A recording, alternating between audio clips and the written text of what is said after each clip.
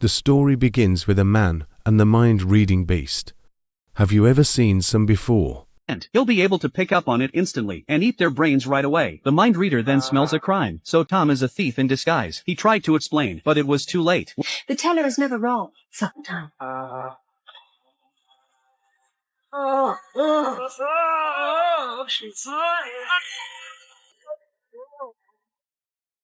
With the help of the mind reader, Carrasco's became the safest bank in the universe. Not only that, the bank verifies the genetic credentials of each and every one of its customers. Imposters were instantly burned in flames. There's nothing left of them. In tens of thousands of years, the bank has never been hacked. Today, the doctor was given this hellishly difficult mission to challenge the vaults of the Bank of Carrasco's. Rumor has it that there is a secret hidden in the bottom of the vault. Just a few hours ago, the doctor received a mysterious call from Earth. The next moment, he was transported to a mysterious space. The microphone in his hand turned into a weird bug. It turned out to be a kind of memory-eating bug. It can instantly consume part of a person's memory. Across the room are two young men with a look of hatred on their faces. They obviously have the same experience as the doctor. John, the modifier, is a top hacker. His brain is equivalent to a supercomputer. The other one, Lisa, is even more powerful. She's an extremely rare mutant. She can take on anyone's form by touch. A mysterious man appeared on the screen. He calls himself the Dream Builder. This is Carrasco's bank, the most secure bank in the world. If you want to live, you must follow orders. Rob the vault at the bottom of the bank. As soon as the words were spoken, a group of soldiers are patrolling here. John didn't delay. Immediately read the map left by the mysterious man. Lisa, through the genetic data provided by the Dream Builder, successfully disguised as a customer of the bank, and successfully entered the bank lobby. But before everyone could breathe a sigh of relief, suddenly, alarm bells rang around them. The entire lobby was instantly blocked. It turns out that the bank has detected someone with criminal intent. The security guards brought out a horned monster. The doctor could not help but be amazed. He has lived for more than 2 decades. This is the first time he's seen the legendary mind-reading beast. Sadly, Tom was taken as the first suspect. He tried to argue, but the bank supervisor didn't want to listen to his explanation, because mind readers don't lie. As expected, as the mind reader sent out electromagnetic waves, Tom's brain became his dinner. Tom's innocence helped cover for the doctor and his team, according to the Dream Builder's map. At this moment,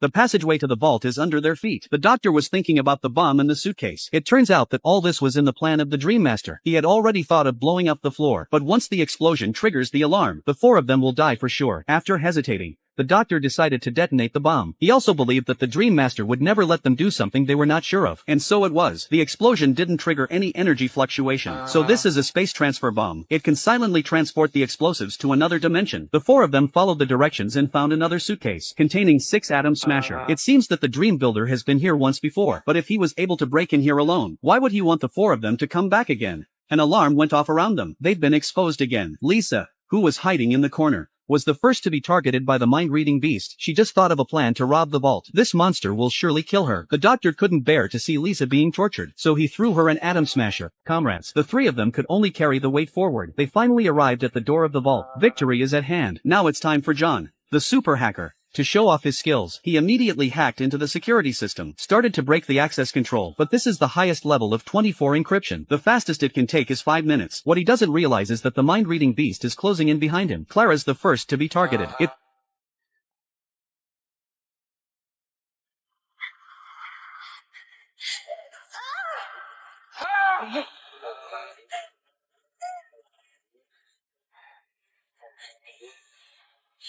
It's important to save her. John immediately searched for the worst offenders and downloaded their information into his brain. With such strong criminal intent, the mind-reading beast instantly locked him in as the first self-target. With his life on the line, John decisively shook the atom smasher. He willingly sacrificed himself for the hero and heroine, but the mission was at an impasse. Without John's super hacking skills, the door to the vault cannot be opened. Luckily, there's no such thing as a dead end. There was a loud bang in the sky. A once-in-a-million-year super solar storm in this galaxy has suddenly erupted. It's approaching with all the force of an apocalypse. Even the most secure bank in the universe can't withstand the damage. With the security system out of whack, the doctor and his team managed to get into the vault, but his mind was filled with doubt. Apparently, the architect had predicted that the once-in-a-lifetime solar storm would occur today. Only at this moment, the bank's security system would be disrupted. Is he a time traveler like himself? Otherwise, he wouldn't have been able to grasp the time so accurately. While I was thinking about it, I didn't expect to meet love around the corner. That mind-reading beast has been waiting here for a long time. The two of them were caught red-handed. The supervisor was overjoyed with his victory. He ordered them to be burnt to ashes. But as soon as they were taken to the incinerator, the surprise came unexpectedly. The two soldiers were actually John and Lisa in disguise. It turns out that the so-called Atom Smasher is a space teleportation device. They were also transported to another dimension by the Dream Builder. Time is of the essence. The four of them went straight to the vault at the bottom of the floor, but they didn't expect a woman to be sitting inside. She looks exactly like the supervisor, so she's the real boss of the bank. She's suspicious by nature. That's why he created many clones to work for him, so that he can control the wealth of the universe. During the conversation with the boss, the doctor suddenly had a revelation. Then he began to dance with excitement. The three people around him were dumbfounded. They couldn't understand what was wrong with him. The doctor gave his phone number to the boss and told her to keep it safe. It will be of great use in the future. A solar storm was approaching. The boss packed up her belongings and ran for her life. The doctor personally escorted her to the lift and reminded her to call him. The mind-reading beast appeared at that moment. In order to verify his suspicions, the doctor let it scan his memory and warned the others not to do anything. Does it beat me?